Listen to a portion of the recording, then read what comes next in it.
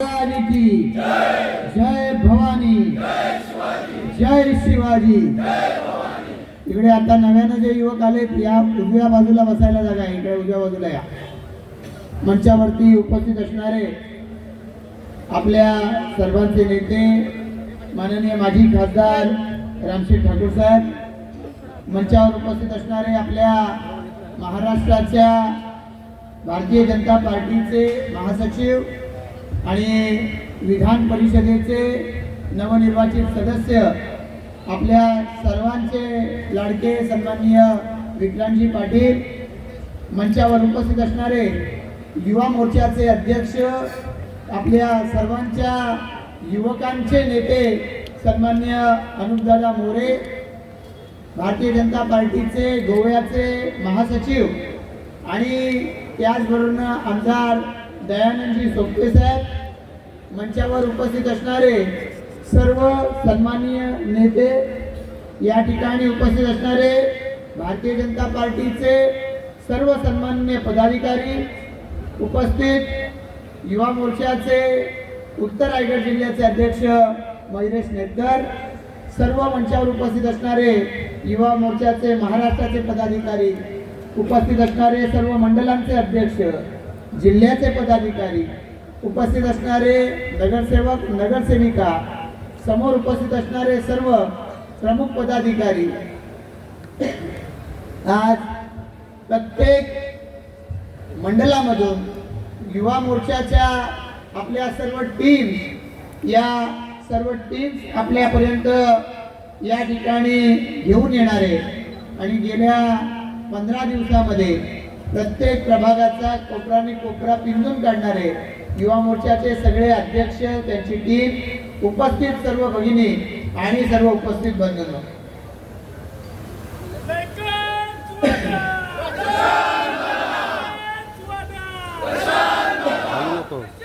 आज आपण सारी मंडळी या ठिकाणी शंखनाद करण्यासाठी एकत्र झालेला आहोत। आज खरं तर आपल्या भारतीय जनता पार्टीची उमेदवारांची आणखीन एक यादी जाहीर झाली। सुरुवातीच्या ज्या 99 उमेदवारांची यादी जाहीर झाली, मी भारतीय जनता पार्टीच्या समस्त नेतृत्वाचं मनापासून आभार व्यक्त करतो की त्यांनी या मतदारसंघाचा उमेदवार या नात्यानं मला पुन्हा एकदा आपल्या सर्वांचं प्रतिनिधित्व करण्याची संधी दिली। आपल्या देशाचे पंतप्रधान माननीय नरेंद्र मोदी साहेब, राष्ट्रीय अध्यक्ष JP नड्डाजी, त्याचबरोबर सर्व केंद्रीय नेतृत्व, राज्याचे आपले नेते सन्माननीय देवेंद्र फडणवीस साहेब, अध्यक्ष चंद्रशेखर बावनकुळे साहेब, सर्व राज्याचे नेते, या सर्वांचं मी आपल्या सर्वांना या ठिकाणी पुन्हा एकदा आपल्या सर्वांचं प्रतिनिधित्व करण्याची संधी पक्षानं मला दिली। मी पक्षाचा मनापासून आभार व्यक्त करतो। आपल्या सर्वांच्या सोबतीनं मी पक्षाच्या नेतृत्वाला धन्यवाद देतो। खरं तर या पनवेल मतदारसंघामध्ये काम करत असताना आपल्या सर्वांच्या बरोबरीनं या मतदारसंघामध्ये विकासाच्या दृष्टिकोनातून खूप काम करायला मिळालेलं आहे। या मतदारसंघाचं प्रतिनिधित्व करत असताना 2009 साली सुरुवात या मतदारसंघाचा आमदार म्हणून करायला सुरुवात झाली आणि त्यानंतर मग शहरी भाग असू द्या, ग्रामीण भाग असू द्या, या परिसरामध्ये वेगवेगळ्या पद्धतीचे प्रश्न हाताळण्याच्या दृष्टिकोनातून आपल्या सर्वांची ताकद मला सातत्याने मिळाली आहे। भारतीय जनता पार्टीच्या माध्यमातून एक आमदार म्हणून निवडला जात असताना या मतदारसंघामध्ये मग सुरुवातीला टोलचा विषय, ज्या टोलच्या विषयावरून या पनवेल परिसरामध्ये 2014 साली एका अर्थानं रणतंडण माजलेलं होतं, पण देवेंद्र फडणवीस साहेब 2014 साली भारतीय जनता पार्टीचे प्रदेशाध्यक्ष होते आणि भारतीय जनता पार्टीमध्ये प्रवेश करत असताना त्यांनी शब्द दिला, तुमच्या मतदारसंघाचा, पनवेल परिसराचा टोलचा प्रश्न आपण नक्की सोडवून दाखवू। आणि मला अभिमान आहे आपल्या नेत्याचा की कितीही अधिकाऱ्यांनी त्यांना वेगवेगळ्या पद्धतीने अडचणी सांगितल्या, पण त्यांनी निर्धार केला आणि त्यांनी सांगितलं, आपण प्रशांत ठाकूरला शब्द दिलाय, हा टोल आपल्याला माफ करावा लागेल आणि 2015 सालाच्या जून महिन्यामध्ये तो टोल माफ झालेला आपल्याला सगळ्यांना आढळला।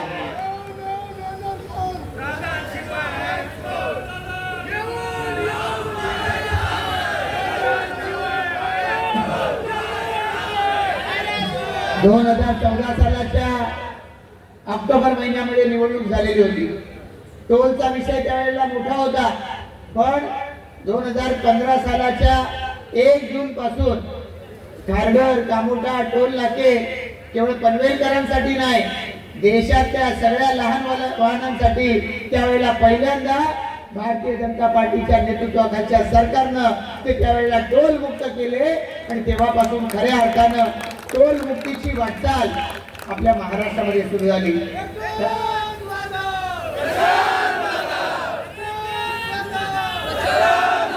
आपल्या सगळ्यांचं एका अर्थानं भाग्य आहे की माननीय देवेंद्र फडणवीस साहेब यांनी 2014 ते 19 या राज्याचं नेतृत्व केलं आणि तुम्हाला आम्हाला स्पष्टपणानं जाणवतंय महाराष्ट्राच्या विकासानं एका अर्थानं काट टाकली आणि त्यामुळे खूप मोठ्या प्रमाणावरती महाराष्ट्रामध्ये विकासाचं वारं व्हायला सुरुवात झाली.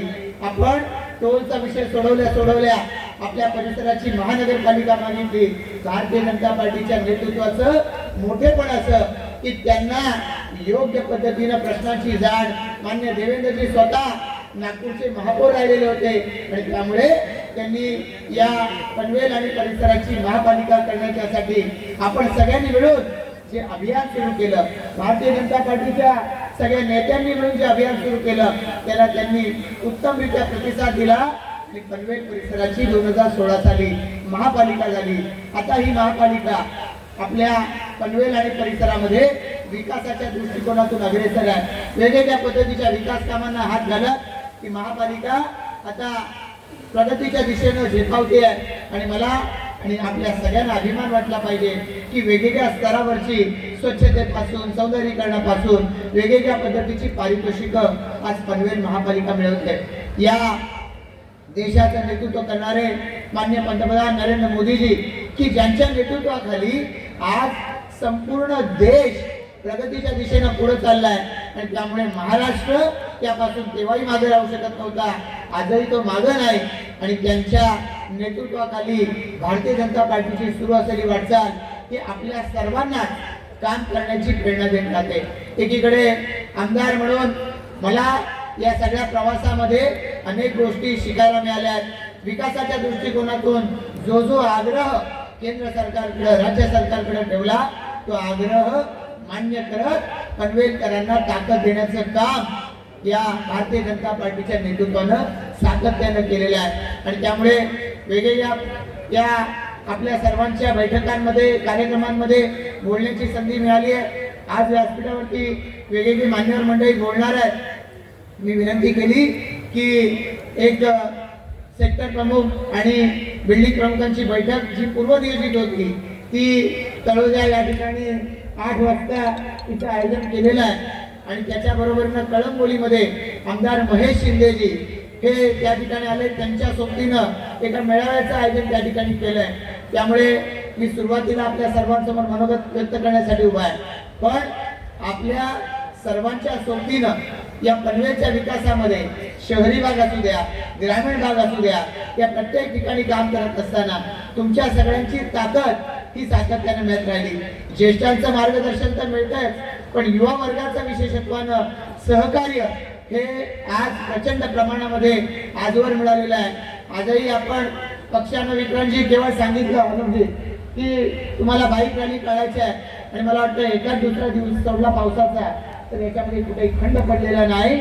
मी मयुरेश नेटकर यांचं युवा मोर्चाच्या सर्व आमच्या मंडलाध्यक्षांचं मनापासून अभिनंदन करतो की प्रचंड ताकदीनं या आयोजनासाठी त्यांनी पुढाकार घेतला आणि आपण सर्वांनी त्यांना या ठिकाणी पाठबळ दिलं.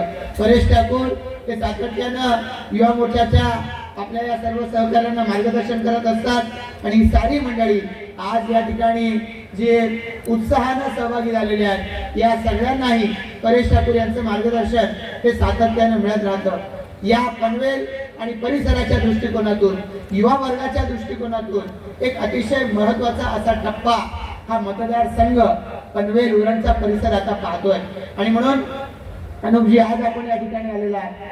आज या सगळ्या परिसरामध्ये इथं राहणारा आमचा गावामधला तरुण असेल, इथं शहरांमधून राहणारा आमचा युवा असेल, या प्रत्येकाच्या दृष्टिकोनातून हा मतदारसंघ किंवा पनवेल उरणचा सध्याचा काळ हा येत्या काही वर्षानंतर सुवर्ण काळ म्हणून नोंदला जाणार आहे. प्रचंड प्रमाणामध्ये या देशाचे पंतप्रधान नरेंद्र मोदी यांच्या नेतृत्वाखाली विकासाचा जणू झंझावात आपल्या महाराष्ट्रामध्ये आणि विशेषतः पनवेल उरणच्या परिसरात आहे.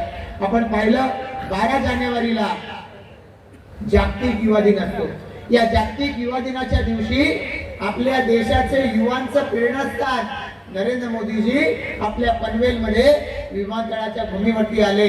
अटल सेतूचं त्यांनी उद्घाटन केलं आणि त्या अटल सेतूच्या उद्घाटनाबरोबर या पनवेल तालुक्याबरोबर मुंबईचं नातं अधिक प्रकर्षानं जोडलं गेलंय आणि विकासाची दारं ही खूप मोठ्या प्रमाणावरती मुंबईकरांसाठी आणि विशेषत्वानं पनवेलकरांच्यासाठी जोडली गेलेली आहे. ज्या विमानतळाच्या भूमीवरती तो कार्यक्रम झाला, अक्षरशः लाखांच्या संख्येनं या ठिकाणी आपण सर्व मंडळी जमलेलो होतो. पंतप्रधानांनी पुढच्या काळातलं विकासाचं चित्र आपल्या सर्वांच्या समोर उलगडून दाखवलं. ज्या ठिकाणी हा कार्यक्रम झाला त्या विमानतळाच्या भूमीला आता लोकनेते दिबा पाटील साहेबांचं नाव दिलं जायचं आहे आणि या लोकनेते दिबा पाटील विमानतळाच्या माध्यमातून येणाऱ्या 6 महिन्यामध्ये आपल्या पनवेल उरण परिसरामध्ये वेगवेगळ्या पद्धतीचे उद्योगधंदे येतील, वेगवेगळ्या पद्धतीच्या नोकरीच्या, रोजगाराच्या, स्वयंरोजगाराच्या संधी त्या माध्यमातून निर्माण होणार आहेत. आणि त्यामुळे हा जो तरुण वर्ग या ठिकाणी बसलेला आहे, मला आपल्या सगळ्यांना या ठिकाणी आश्वस्त करायचं आहे की आपल्या सगळ्यांचं सुदैव देशाचं नेतृत्व माननीय पंतप्रधान मोदीजी 3ऱ्यांदा पंतप्रधान झाले आणि सलग 3ऱ्यांदा पंतप्रधान होण्याचा विक्रम माननीय नरेंद्र मोदी साहेबांनी केला.